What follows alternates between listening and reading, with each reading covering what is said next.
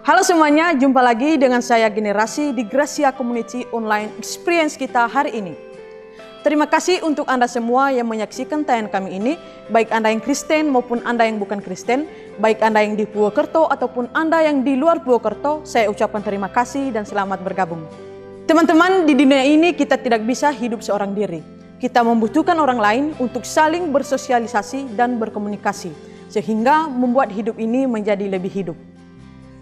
Seiring dengan kebutuhan manusia untuk bersosialisasi dan berkomunikasi, maka banyak kita lihat adanya komunitas-komunitas lain di dunia ini.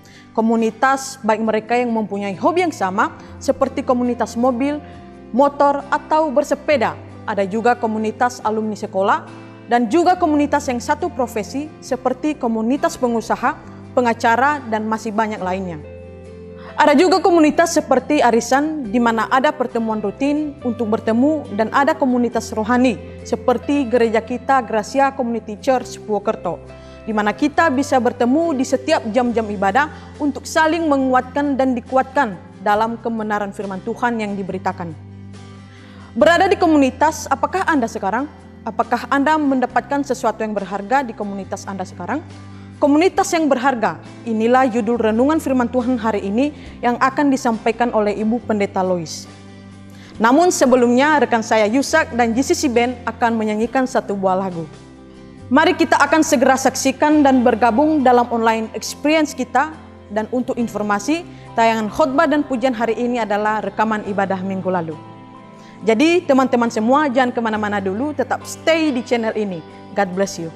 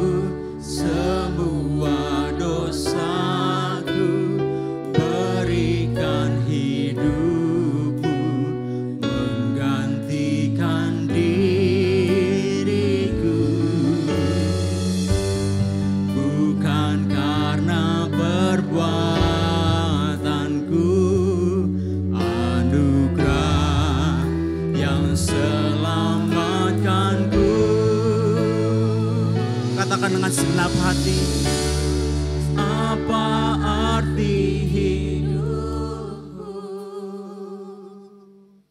bila kau tak berikan nyawamu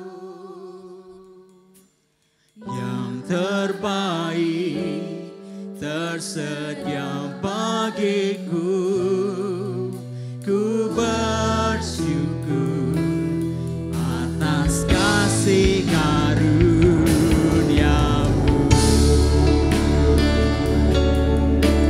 Sore hari ini hati kami penuh dengan rasa syukur akan kebaikan. Sungguh tiada kasih seperti kasih. Salib-Mu membuka mataku, betapa berharga nilai hidupku. Menanggung semua dosaku, berikan hidupmu, menggantikan diriku. Bukan karena perbuatanku, anugerah yang selamatkan. Saya undang kita semua bangkit berdiri, katakan, Yesus, apa arti hidupku bila kau tak berikan nyawamu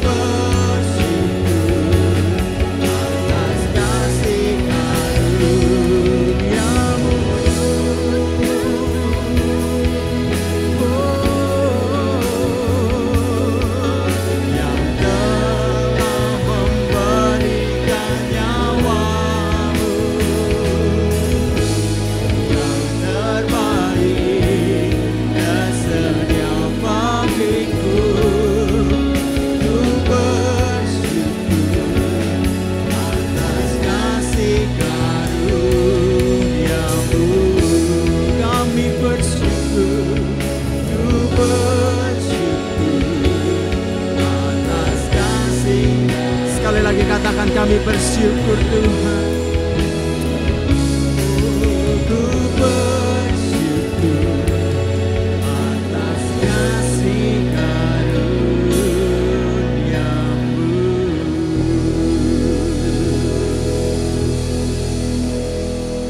Terima kasih Tuhan untuk kesempatan sore hari ini, untuk cuaca.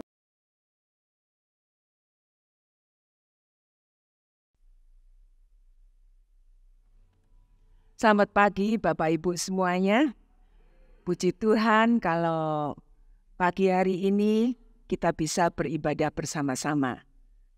Nah, pagi hari ini dan sore nanti saya akan berbicara tentang sebuah komunitas yang berharga. Saudara-saudara, komunitas yang berharga bisa terjadi, bisa kita temui, bisa kita dapatkan nggak jauh-jauh.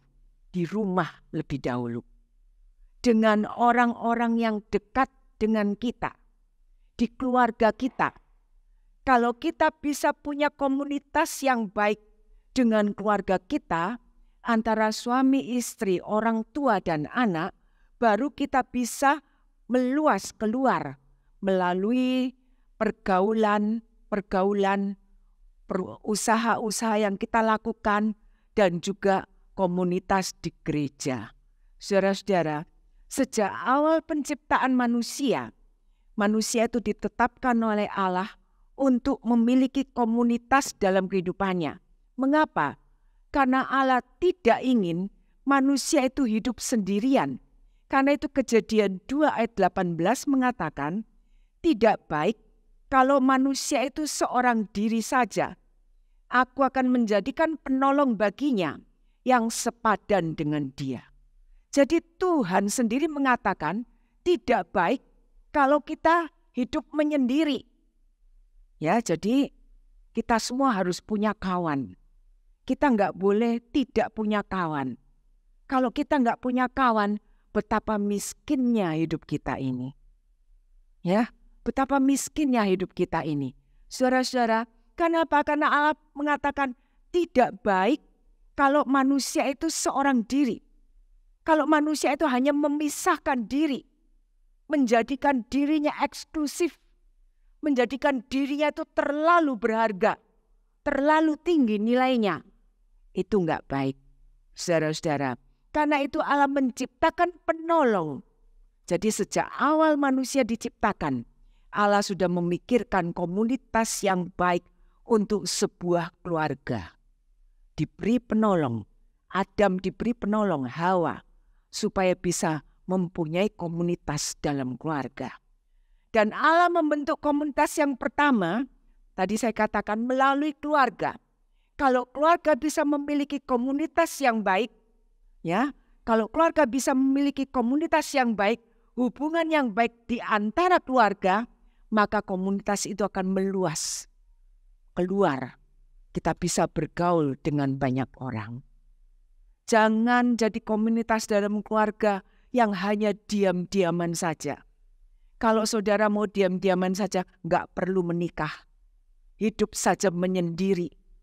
Ya, jadi antara suami istri harus punya komunikasi. Antara orang tua dengan anak harus ada komunikasi. Kalau tidak ada komunikasi, berarti rumah itu seperti kuburan. Saudara-saudara, karena itu dalam rumah tangga pasti ada yang nggak cocok, perselisihan. Bolehkah perselisihan itu dilangsungkan berlarut-larut, berlama-lama? Tidak boleh. Kita berselisih saat ini, lewat berapa menit atau berapa jam, kita harus berdamai. Supaya apa? Supaya ada komunikasi. Coba saudara bisa bayangkan ya, kalau di rumah kita diam-diaman, makan biasanya kita bersama, tapi karena jengkel, karena ribut, lalu kita makan sendirian. Rasanya bagaimana hatinya? Ampang, ya, ampang. Rasanya nggak ada sukacita. Tapi kalau kita bisa makan bersama, rame-rame, ya, saling ngobrol, makan itu nggak cukup hanya 5-10 menit. Bisa berlangsung 1 jam, 2 jam. Karena apa? meja makan itu tempat kita komunikasi di dalam keluarga. Saudara-saudara, manusia memerlukan komunikasi.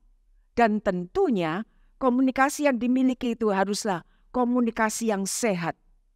Karena komunikasi yang sehat akan menentukan masa depan kita dan akan menentukan siapa diri kita. Saudara-saudara, tadi sudah saya katakan, komunikasi yang pertama yang harus terjadi dalam keluarga, memiliki keluarga melalui rumah di mana kita tinggal bersama, kita harus punya komunikasi yang baik supaya keluar kita juga punya komunikasi yang baik. Komunitas yang salah akan mendatangkan kerugian dan kehancuran bagi hidup kita pribadi dan juga bagi rumah tangga kita. Karena itu saudara-saudara, komunikasi yang sehat dan berharga adalah komunikasi yang sangat didambakan. Karena komunikasi ini saling memberi kontribusi yang positif dan bernilai bagi komunitas itu sendiri. Komunitas itu akan memikirkan kebaikan-kebaikan yang harus terjalin, akan memberikan keuntungan-keuntungan yang harus diciptakan bagi orang yang ada di sekitarnya. Dan komunitas itu tidak mendatangkan kerugian. Jadi saudara-saudara, dengan siapa kita berkomunitas, itu akan menentukan masa depan kita dan akan menunjukkan siapa diri kita sebenarnya. Komunitas yang sehat, itu tadi saya katakan harus dimulai dari keluarga. Ya, keluarga yang bisa menjalin hubungan yang baik dengan sesama sehingga dapat kerjasama dengan baik, tidak merugikan. Ada keluarga yang bisa merugikan keluarganya sendiri? Tentunya enggak. Orang tua enggak akan merugikan anak-anak. Demikian juga anak-anak, dia akan berusaha sebaik mungkin untuk tidak merugikan orang tuanya, merugikan nama baik orang tuanya. Kecelaan-kecelaan bagi orang tuanya enggak akan terjadi. Saudara-saudara, jadi ada hubungan yang baik dan komunitas yang sehat itu akan memiliki diri atau menganggap dirinya bukan orang yang paling super. Aku paling pandai dalam keluarga, aku paling bisa segala-galanya. Tidak, tapi dia akan menganggap orang lain juga sama seperti dirinya, memiliki kerendahan hati. Dan orang yang punya kerendahan hati adalah orang yang bisa bekerja sama. Komunitas yang sehat juga saat hati kita disakiti, kita tidak membalas kejahatan dengan kejahatan, tapi kita bisa memberikan pengampunan demi pengampunan. Komunitas yang sehat tidak menyukai perseteruan. Karena apa? Karena dia mengutamakan damai sejahtera ada dalam rumah tangganya. Saudara-saudara, itu yang harus kita miliki dalam hidup berkeluarga, berkomunitas. Tapi komunitas yang sakit, komunitas yang tidak memperhatikan keluarganya, komunitas yang tidak memperhatikan dirinya sendiri, dia akan menghancurkan hidupnya sendiri. Saudara ingat kisah Lot dan keluarganya dalam Kejadian pasal 13 dan 14 kalau saudara baca di sana. Saat Lot membuat pilihan yang salah, saat Lot bergabung dengan komunitas yang salah, hidup pribadinya, imannya rusak, keluarganya pun rusak, dan akhirnya Lot mengalami kehancuran bagi keluarganya sendiri, bagi anak-anaknya, bagi istrinya. Tidak ada hal yang indah dalam kehidupan Lot karena memiliki komunitas yang salah. Saudara-saudara, sebuah komunitas yang benar adalah komunitas yang menghadirkan Kristus di dalamnya. Komunitas yang membicarakan tentang keselamatan pribadi. Komunitas yang menjadikan pengikut Yesus bergairah untuk beribadah, bergairah untuk melayani Tuhan. Karena satu tujuan, yaitu ingin mempermuliakan nama Tuhan. Saudara-saudara, komunitas yang baik akan membuat kita memiliki pribadi yang mantap, pribadi yang baik, pribadi yang dapat diteladani oleh banyak orang. Saudara-saudara, komunitas yang baik itu tadi saya katakan bisa terjadi pertama di rumah, bersama keluarga. Mengapa? Karena keluarga itu dianggap sebagai gereja kecil di hadapan Tuhan. Jadi kalau saudara punya keluarga, ingat, keluargamu adalah gereja Tuhan di muka bumi ini. Kalau kita ingat keluarga kita gereja Tuhan, apa yang harus kita lakukan dengan keluarga kita? Ya, kita harus benar-benar memperhatikan keluarga kita. Kita harus memperhatikan persekutuan di dalam keluarga. Antara orang tua dan anak, antara anak dengan orang tua, antara anak dengan orang yang tinggal di dalam rumah itu, mungkin ada pembantu atau orang-orang yang membantu kita. Kita harus memperhatikan hubungan itu. Baru itu bisa disebut persekutuan yang baik. Saudara senang kalau saudara punya pembantu, bulan ini kerja 1 bulan, bulan depan berhenti ganti orang lain lagi, kerja lagi 1-2 bulan, ganti lagi orang lain. Kalau seperti itu, lebih baik nggak usah pakai pembantu. Nggak usah pakai rewang, kerjain sendiri. Karena apa? Karena tidak bisa berkomunitas. Ya, saudara-saudara, itu harus kita perhatikan. Nah, peran dan partisipasi komunitas di dalam rumah itu sangat diperlukan. Bila ada masalah dalam keluarga, harus diselesaikan dengan cepat dan baik. Jangan disimpan, jangan ketahuan suamiku, jangan ketahuan istriku, jangan ketahuan orang tuaku. Ketahuannya itu nanti kalau sudah meledak dan sampai rumah tangga itu tidak bisa tertolong. Itu bukan komunitas yang baik. Saudara-saudara, jangan karena masalah yang tidak terselesaikan, lalu hubungan keluarga jadi tidak baik. Yang punya menantu, jadi hubungannya retak. Gara-gara menantu ini, jadi aku nggak bisa akrab sama anakku. Ya salahmu sendiri. Ya, kadang-kadang ada mertua-mertua yang mengatakan begitu sama saya. Bukan di sini, kalau di sini baik-baik semua. Ya, lalu mereka kadang-kadang ribut. Ya, lalu mereka mengatakan, menantuku lah, John nggak tahu diri, nggak tahu ini, nggak tahu itu. Saya bilang, kalau kamu tahu menantumu dari dulu nggak tahu diri, kenapa kamu kawinkan anakmu? Lebih baik disimpan, jangan dinikahkan. Ya, saudara-saudara, kita harus bisa tembung rasa. Kita nggak boleh menang kita sendiri, maunya seperti kita, nggak bisa. Apalagi zaman ini, anak muda dengan orang dewasa sudah lain cara berpikirnya. Ya, kadang-kadang saya sama Jul aja bisa selisih pendapat. Saya mengatakan, Jul ini harus begini. Enggak, Ama, itu kuno katanya. Repot kan? Itu kuno katanya. Nah, ini hari-hari ini Hulda dan Daniel ada di Bangkok. Jadi saya tiap hari itu, Jul makan, Jul.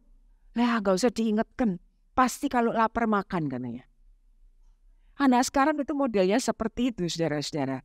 Ya, lalu saya tanya, kamu makan sama apa? Sudah disimpankan makanan untuk 1 minggu. Jadi tinggal ambil ini untuk hari apa, ini untuk hari apa. Saudara-saudara, jadi nggak gampang. Walaupun itu orang yang kita sayangi, nggak gampang untuk kita mengatur hidup mereka. Jadi ini juga harus menjadi pelajaran bagi kita, supaya persekutuan di rumah itu tetap baik. Belajar tembang rasa, saling menghargai. Orang tua menghargai anak, anak menghargai orang tua menghargai menantu, menantu juga menghargai mertua. Baru akan tercipta keluarga yang baik. Nah, dalam usaha pekerjaan, pergaulan, melibatkan banyak orang, kita juga harus bisa menjalin kerjasama yang baik. Kenapa orang bekerja kadang-kadang hanya 1 minggu di tempat ini, lalu keluar, cari yang lain lagi? Karena apa? Karena tidak menghargai komunitas yang diberikan oleh Tuhan. Sehingga dia tidak bisa tahan. Dia ingin keluar, ingin bebas. Orang yang bebas artinya orang tidak menghargai komunitas. Saudara-saudara, saya bangga dengan beberapa saudara di tempat ini yang mempekerjakan pegawainya sampai berpuluh-puluh tahun. Ya, saya salut dengan mereka. Saya bilang ini pelayan yang luar biasa dan majikan juga yang luar biasa. Karena sama-sama punya pengertian yang baik. Itu yang harus terjalin dalam kehidupan komunitas bersama. Di gereja bersama dengan sesama anggota tubuh Kristus, kita juga harus memiliki komunitas yang sehat. Memiliki tujuan utama yang sama, yaitu kita memupuk iman kita supaya kita bisa kuat di dalam Tuhan. Kita memupuk pelayanan kita supaya kita bisa bersama-sama melayani Tuhan. Karena itu yang Tuhan kehendaki. Ingat saudara-saudara, komunitas di gereja tidak boleh dinodai dengan apa yang namanya hutang. Saya paling anti dengan orang yang suka hutang. Kalau misalnya ada orang yang datang ke rumah saudara dan mau pinjam uang, jangan dikasih. Pesan saya ya, jangan dikasih. Karena itu akan merusak komunitas yang baik yang Tuhan ciptakan. Kita harus belajar mencukupkan diri dengan apa yang Tuhan berikan. Kita tidak boleh kepingin lebih dari kekuatan kita. Kita tidak boleh menginginkan hal yang lebih di luar pikiran kita. Ya, kalau kita mampunya cuma semangkok, Tuhan pasti memberikan kita semangkok yang pas untuk kita. Kalau Tuhan tahu kemampuan kita sepanci, Tuhan juga akan memberikan kita berkat sepanci untuk seisi rumah tangga. Tapi Tuhan tidak pernah memberikan kelebihan-kelebihan yang membuat kita jadi lupa kepada Tuhan. Jadi kita harus ingat, saudara-saudara, tidak ada keluhan lagi. Si A, si B datang cuma mau utang. Berhenti utang. Belajar mencukupkan diri dengan berkat yang Tuhan berikan. Kalau saya kepingin menuruti keinginan hati saya juga nggak mau hidup sederhana. Ya, apalagi sudah melayani Tuhan 50 tahun lebih. Kepinginnya ya mempunyai berkat yang lebih. Tapi saya bisa menjaga hati ini supaya tidak menjadi orang yang tamak. Ya, tidak menjadi orang yang tamak. Seringkali orang mengatakan, kamu sudah melayani sekian tahun, kenapa nggak pernah jalan-jalan ke luar negeri? Kalau saya mau bisa tiap bulan jalan ke luar negeri. Tapi saya nggak mau. Itu bukan hobi saya. Ya, untuk pergi ke Perth. Hulda sudah di sana 15 tahun, bisa dihitung dengan jari. Sampai ganti paspor lama, jadi paspor baru, cuma dicap 1 kali ke Perth. Saudara-saudara, orang-orang kira, saya kira kamu 2 bulan sekali ke Perth. Memang kamu yang biayai. Saudara-saudara, kita harus bisa menjaga diri kita dengan baik. Seberapa kemampuan yang kita miliki, sesuaikan dengan apa yang kita pakai untuk hidup kita. Baru kita bisa terhindar dari segala hutang-hutang. Nggak utang pada sesama, nggak utang di bank. Ya, kemarin hari Sabtu, tahu-tahu ada telepon katanya dari BCA Pusat. Saya bilang, Sabtu-Sabtu kok bisa ada telepon dari BCA Pusat? Ya Bu, Ibu ini punya kesempatan bisa ambil uang dalam waktu dekat ini sekitar 350 juta. Terus saya tanya gini, mau buat apa uangnya? Saya bilang begitu. Ya terserah Ibu mau buat apa. Banyak tawaran-tawaran seperti itu yang menggoda kita. Coba ditawarin 350 juta, saya nggak pernah pegang uang segitu loh saudara-saudara. Kepingin kan? Tapi Tuhan mencegah. Tuhan mencegah. Nggak perlu. Mungkin kalau saya pegang uang segitu, saya bisa lupa. Saya mungkin nggak akan di Purwokerto, saya akan jalan-jalan terus. Ya kan? Sebab uangnya lagi mumpung. Tapi Tuhan memberikan pagar-pagar untuk kita semua. Jadi, berapapun berkat yang Tuhan berikan dalam kehidupan kita, syukuri dan pakai seperti berkat yang Tuhan berikan. Jangan kita melebihkan kemampuan kita, keinginan kita, sampai kita utang sana sini, ya, kepada siapa saja diutangi.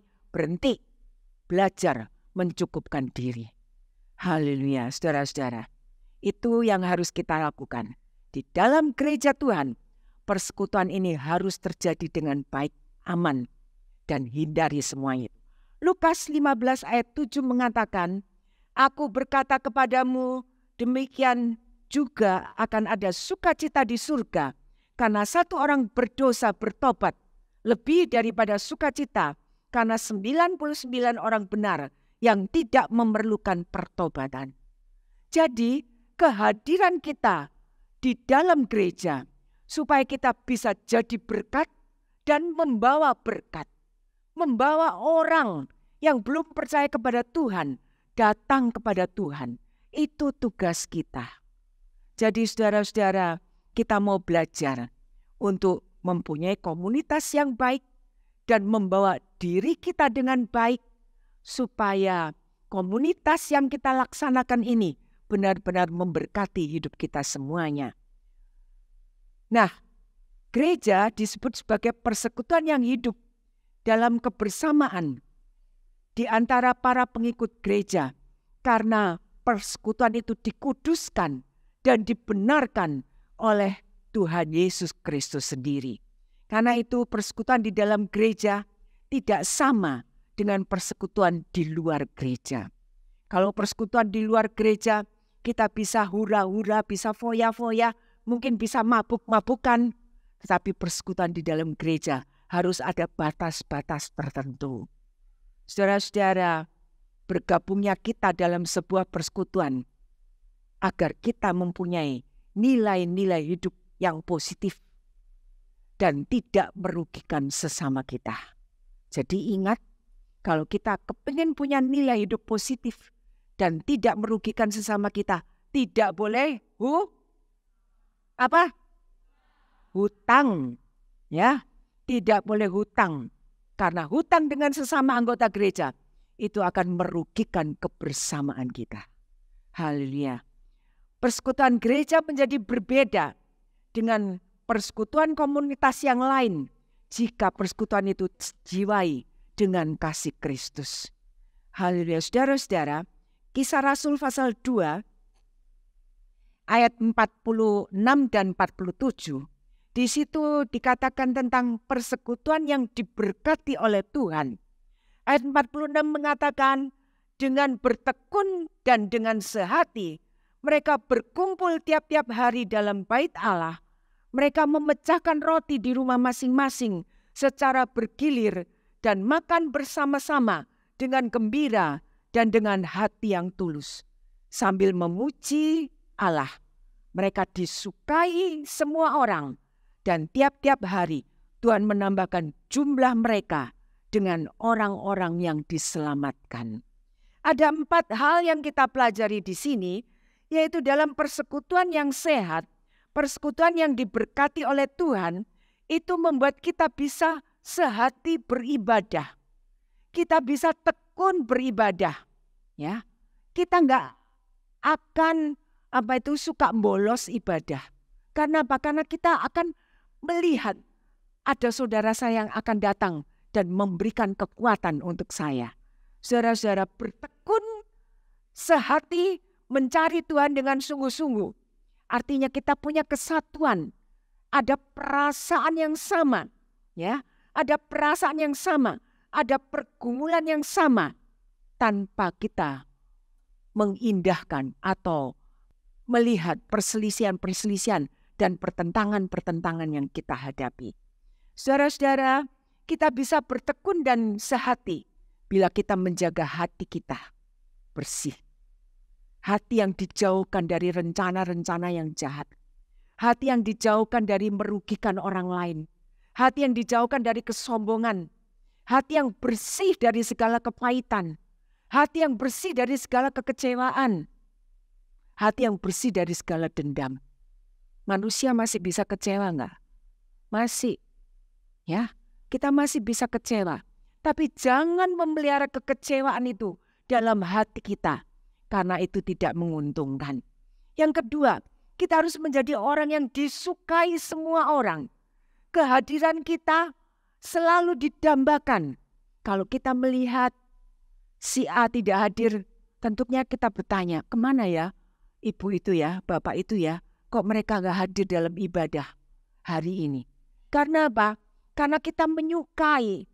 Orang itu baik, orang itu tidak pernah melakukan kesalahan, orang itu tidak pernah merugikan orang lain. Disukai. Kehadiran kita disukai semua orang. Saudara-saudara, milikilah kehadiran yang disukai dan dicari semua orang. Singkirkan semua perangai yang buruk. Hilangkan semua perangai yang buruk.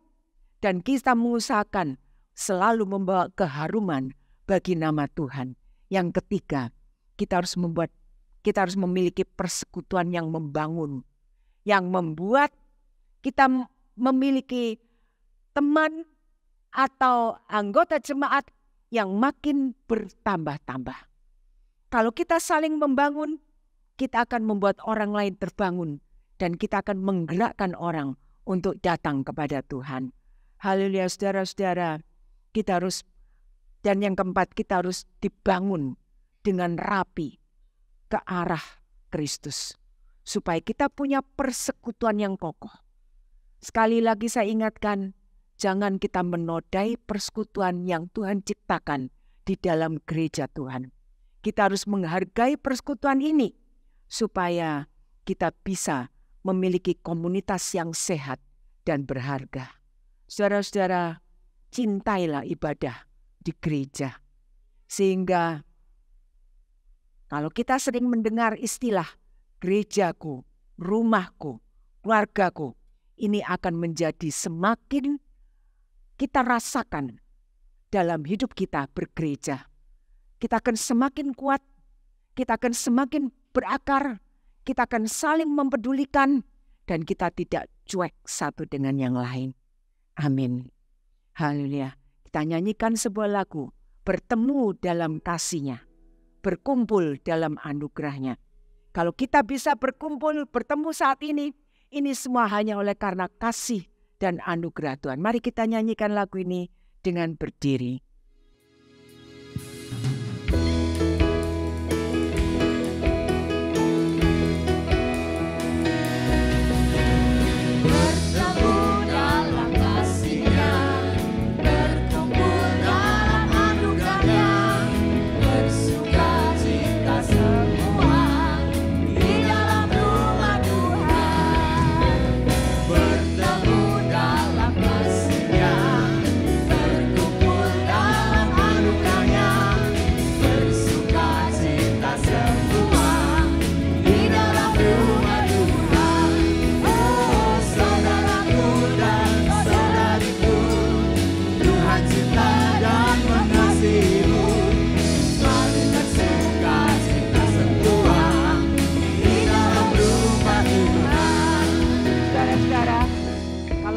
Bisa bertepuk tangan, pakai tangan saudara untuk bertepuk tangan.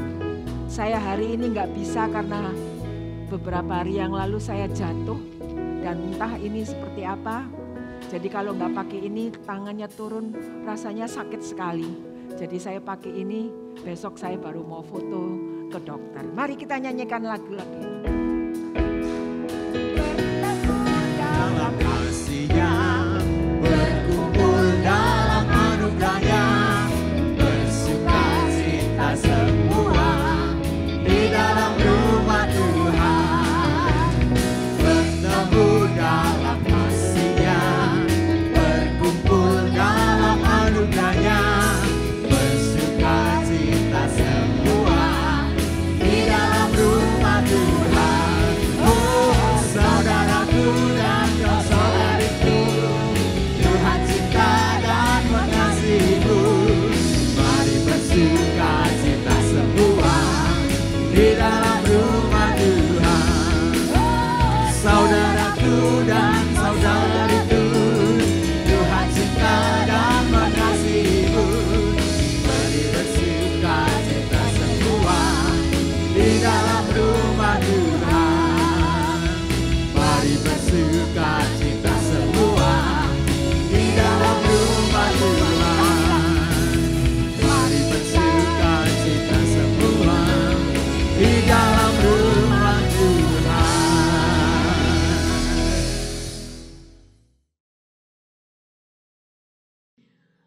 Kami bersyukur kepada Tuhan.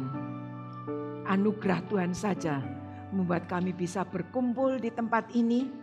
Kami bisa beribadah bersama-sama sehingga kami menjalani komunitas yang benar dan sehat di antara kami. Beri kami selalu hati yang tulus, hati yang kudus, kerendahan hati, agar kami dapat menjalin dan memiliki persekutuan yang indah di antara kami. Jauhkan kami Tuhan dari segala hal yang tidak berkenan di hadapan Tuhan. Juga terhadap sesama kami.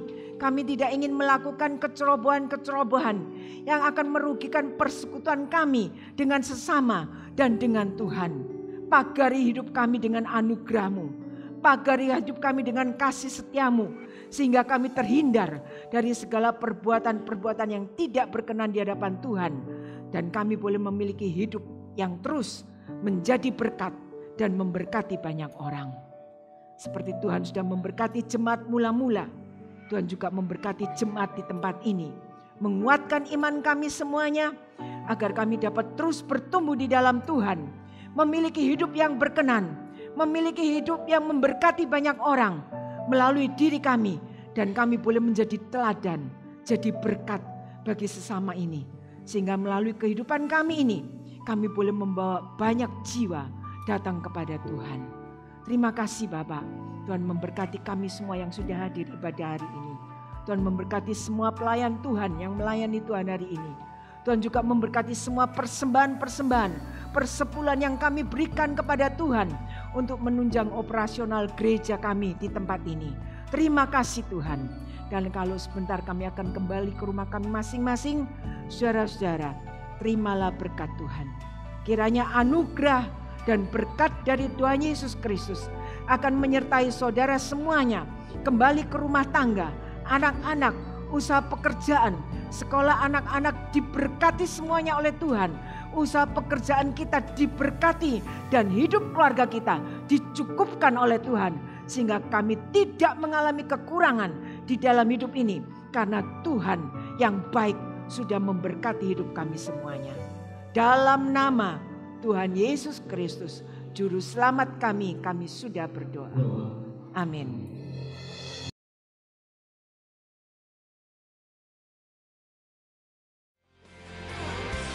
Manusia perlu komunitas, dan komunitas yang sehat dan berharga adalah komunitas yang anggota-anggotanya saling memberikan kontribusi yang positif dan bernilai.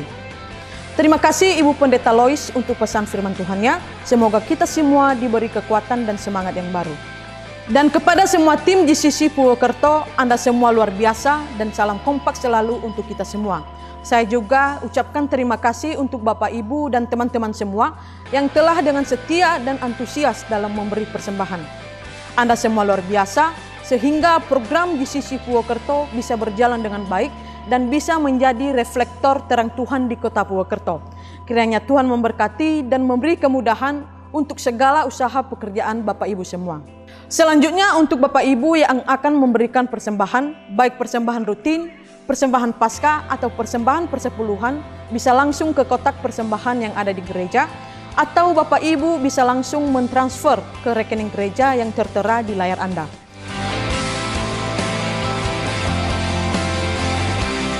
Saya Generasi, sampai jumpa di online experience kita Jumat depan. Tuhan Yesus memberkati kita semua.